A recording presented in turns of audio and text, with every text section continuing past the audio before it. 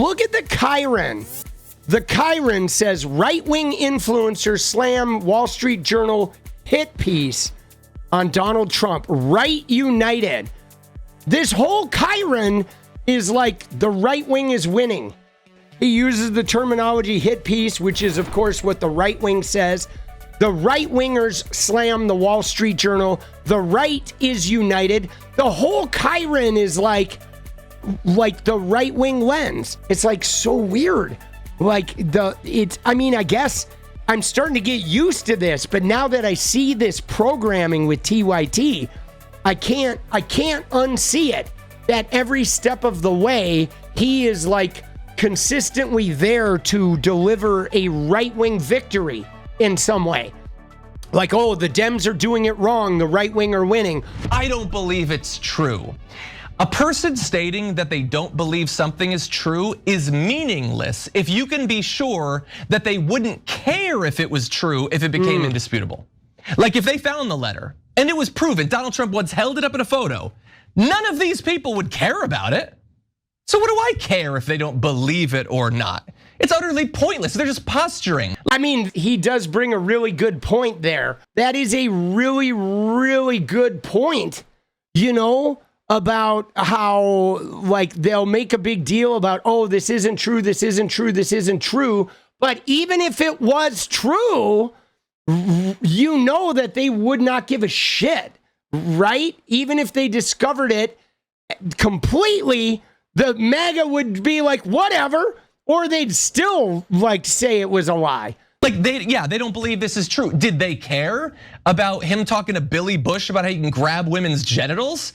Did they care about the jury that found him liable for sexual abuse or the dozens of other women who have accused him of assault and harassment? The Stormy Daniels, had they cared about literally any of that? Well, then if they haven't, then they're obviously biased when it comes to this stuff. Again, it's not the most important story, but they have no credibility when it comes to evaluations of Donald Trump's character or actions. Yeah, but John, I'm gonna disagree with you a little bit because all of that, you're not wrong about any of those facts, but these guys were just criticizing Trump for not releasing the Epstein files, right? I mean, not some of these last people, not right, but not JD Vance, right? But Bannon and Posobiec were for sure. Well, and I said this is why they're so excited about this. It gets the pressure off them, and now they can just turn back to attacking the libs.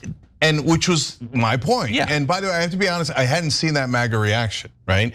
And so it pretty much confirms exactly what I was saying. Easy pivot, right? Fake news, that's it, we're back on Team Trump. Daddy, don't be too mad at us, etc. And it allows them to pivot away. I'd be curious to see if Trump drops the suit at some point, like a couple of weeks later or a couple of months later. Because if he does and he doesn't keep going forward with it, look, let's put it this way. Whether you're this administration overall, or mainly the US government. If you're the US government and you are covering up for these sex crimes, which the US government is definitively covering up for these crimes, they say that they're not going to prosecute a single person.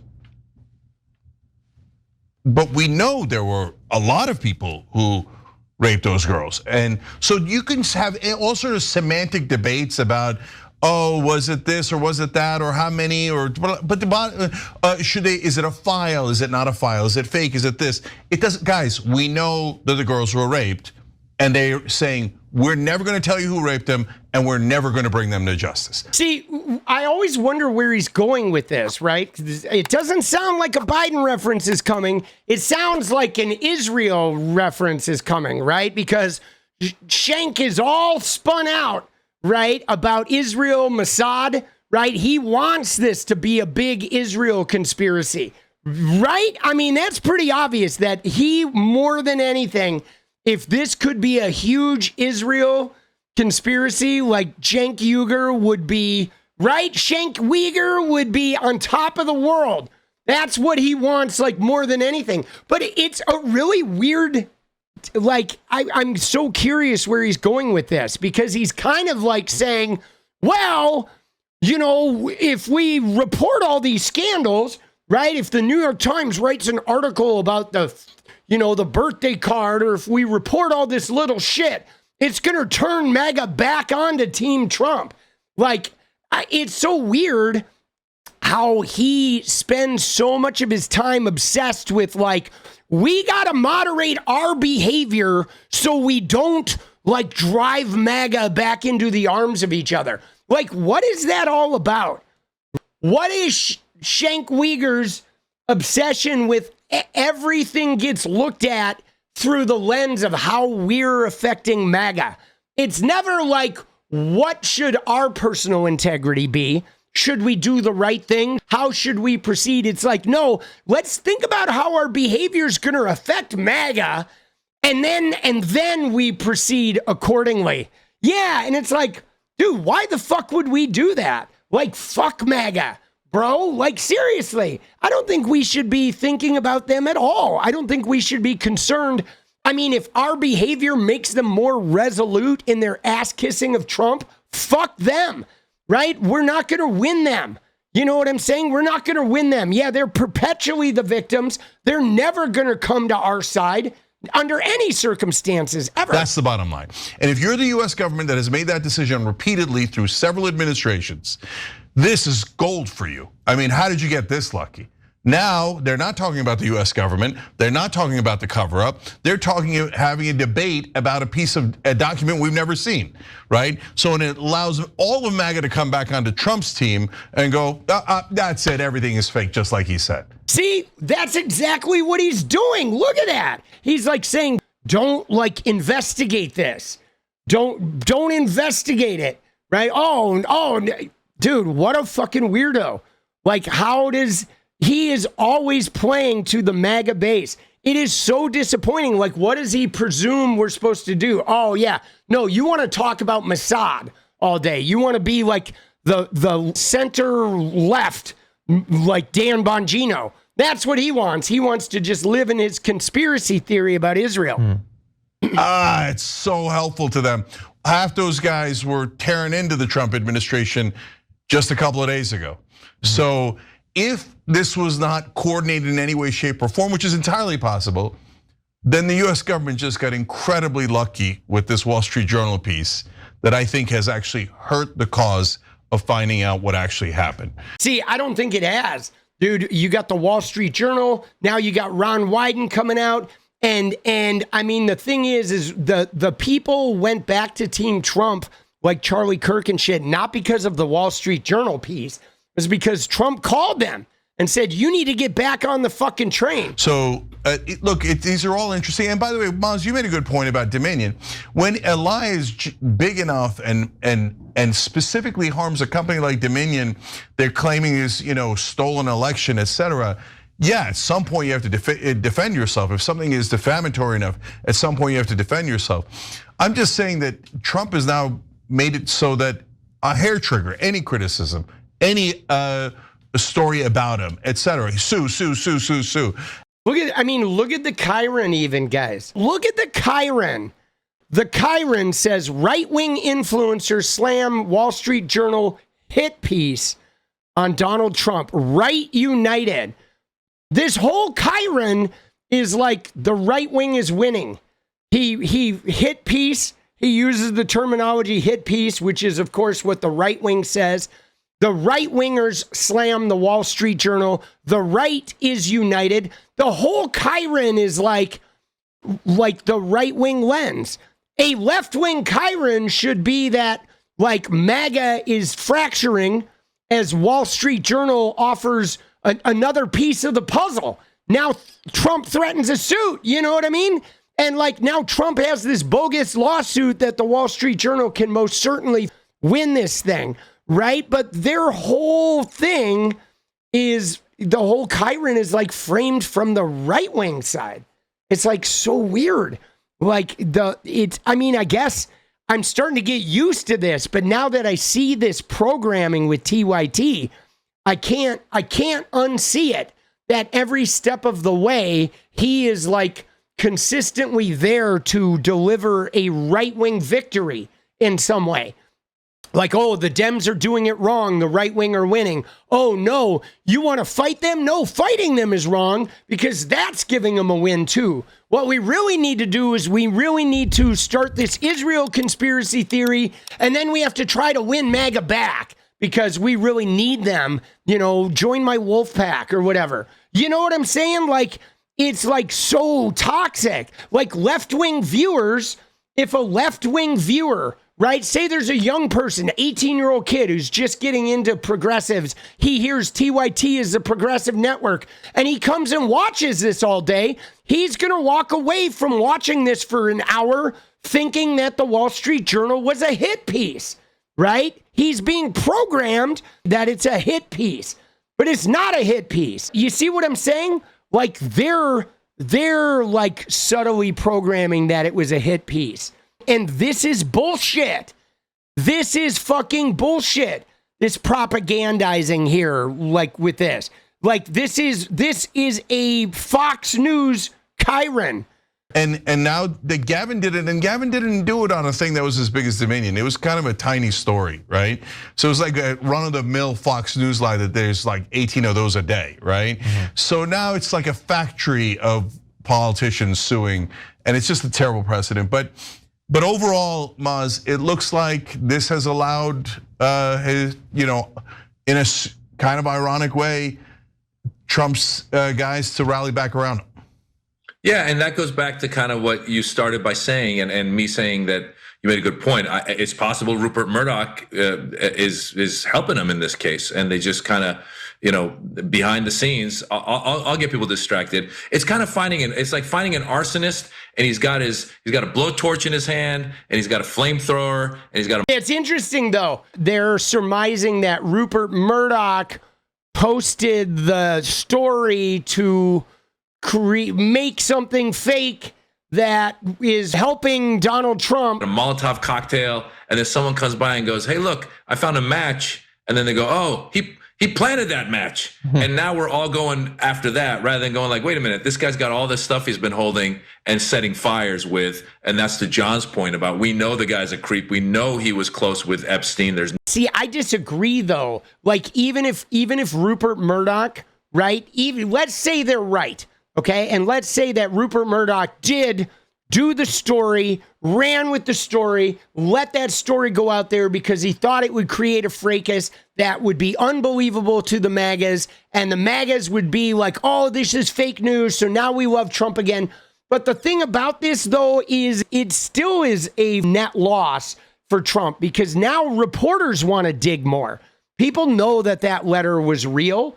They know that it was accurate. They know the book existed. Reporters can find up these people. Like, I don't see how it helps Trump because it's not like this letter and this Wall Street Journal piece is going to be the end all be all. It's going to continue, like every story that comes out that creates a fracas is going to beget more stories.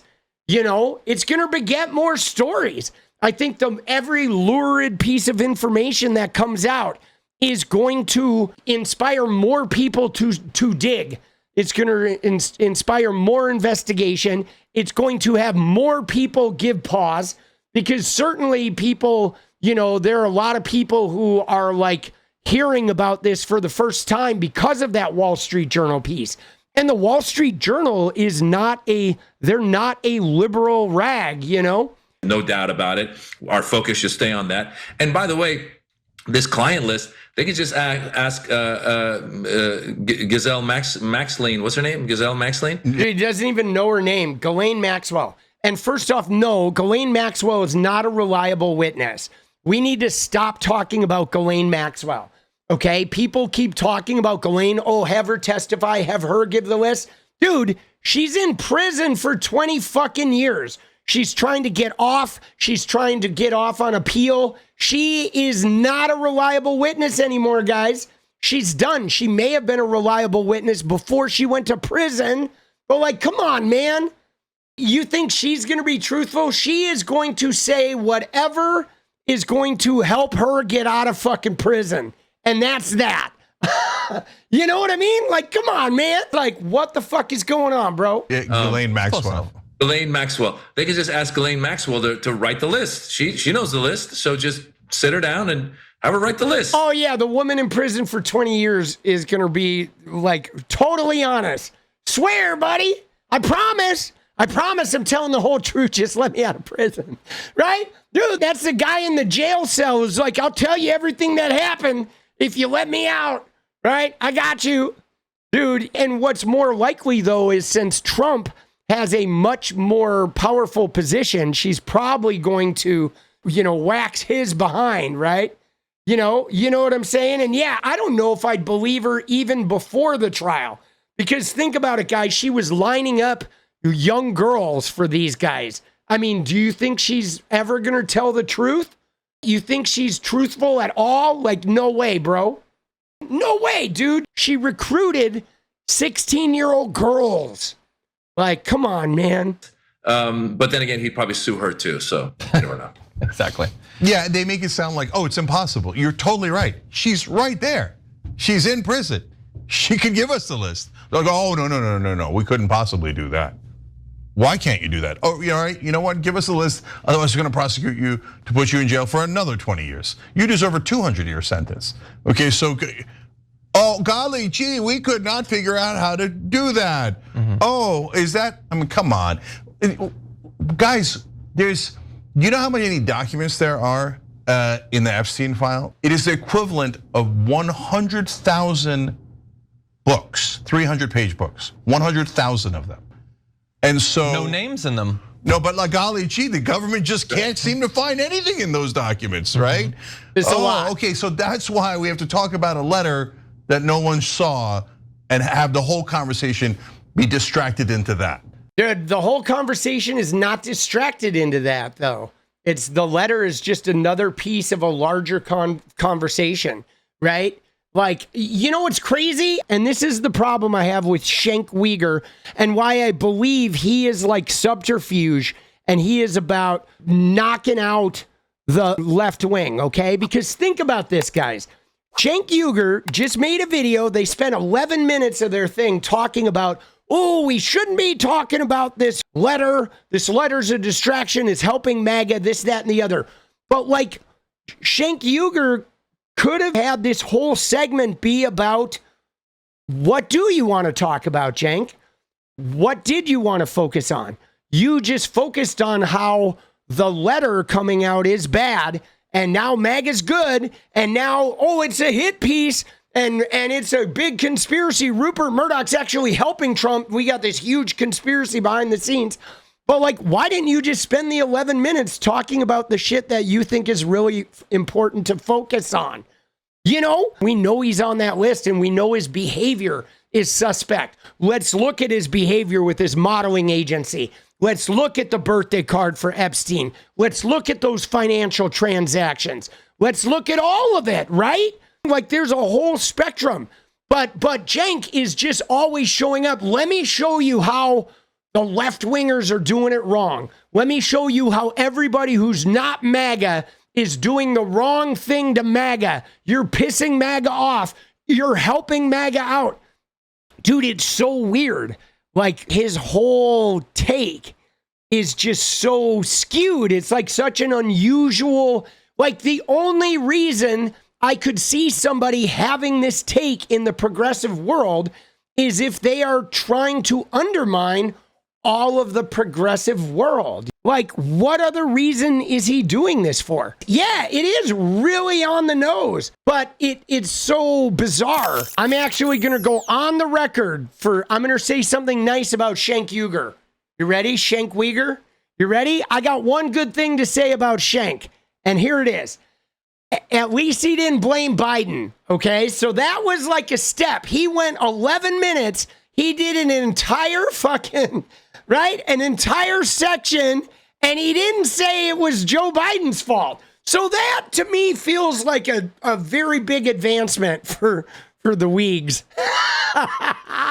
Dude, we got to give him credit where credit is due. Dude, he made it 11 minutes without a Biden reference, dude. That's like a home run for Cenk Uygur.